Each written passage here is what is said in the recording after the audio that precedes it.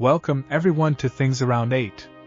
Dear friends, in this video we will talk about how Chinese support for the Russian invasion of Ukraine could lead the world to a new global conflict. And if you are not yet subscribed to the channel, subscribe now and activate the notification bell so you don't miss any news. On Sunday, June 2nd, during a surprise visit to Singapore, as part of an international defense meeting, Ukrainian President Volodymyr Zelensky said that China's support for the Russian invasion of Ukraine will prolong that conflict, and could even bring the world closer to a new global conflict of terrible proportions. According to Zelensky, China, despite declaring itself neutral, is actively supporting Russia, also acting as an important propaganda ally by defending an alleged solution to the war, which does not involve the withdrawal of Russian occupation forces from the invaded Ukrainian areas. But how is China actually supporting the Russian invasion, and how could this alleged support lead the world to a global conflict? One of the first consequences of the Russian invasion of Ukraine was the gradual end of billion-dollar trade agreements between Russia and Europe.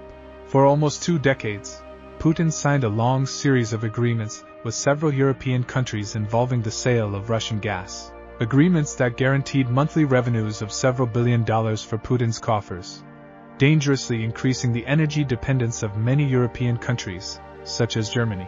But now, 2 years and 3 months after the start of the war, European purchases of Russian gas have dropped to practically zero, forcing Russia to look for other partners to finance its war, such as Brazil, which in 2023 became the world's largest importer of Russian diesel, and mainly, China, with a practically insatiable appetite for cheap sources of energy to feed its gigantic industry.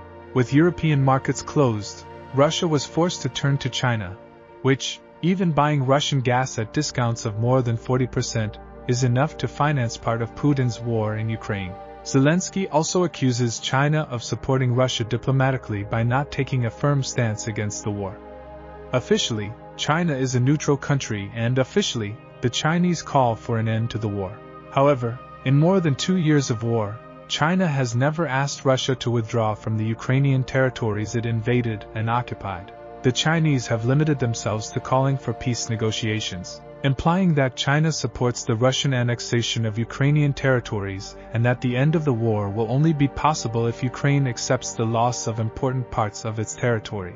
Many of these accusations are also made by Ukrainian allies, such as the United States, which accuses the Chinese of selling to Russia parts and equipment that Putin uses to produce advanced weapons such as planes and missiles.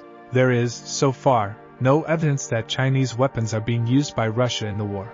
The most that has been seen so far are a few Chinese vehicles in Russian hands, but not enough to justify the claim of Chinese material support for the Russian invasion. Therefore, from what can be assessed so far, China is not really supplying weapons, vehicles or ammunition to Russia.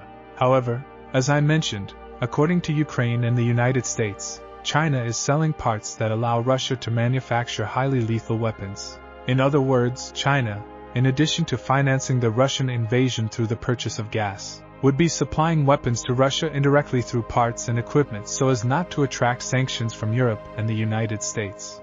For many analysts, Russia's isolation from the rest of Europe, as a result of the war, is being highly profitable for China, which is managing to acquire huge quantities of Russian gas at very low prices, in addition to also selling advanced items and equipment for Russia to use in the manufacture of weapons. For these analysts, therefore, China is the most interested party in a long war in Ukraine, because while this war is going on, cheap and abundant Russian gas will continue to flow to Chinese industries, and advanced Chinese parts and equipment will continue to flow from these factories to Russia.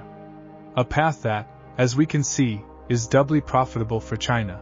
According to Ukraine, the United States and other important allies such as the United Kingdom and France, China is currently the only country with the power to put an end to the Russian invasion of Ukraine. If only the Chinese take a firm stance against the illegal Russian occupation of Ukrainian territories and reduce or stop trading in Russian goods and raw materials. But as is quite obvious, this is of no interest to China, which prefers to continue profiting from a war with no end in sight.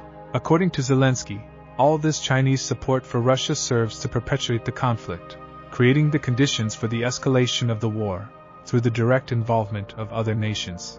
As it seems, this is about to happen with countries such as France, Poland and the Baltic countries, advocating the sending of European troops to Ukraine. The recent decision by most of Ukraine's allies to allow their weapons to be used against Russian military targets inside Russia also contributes to a dangerous increase in the risk of escalation of this conflict. And if you are not yet subscribed to the channel, subscribe now and hit the notification bell so you don't miss any news.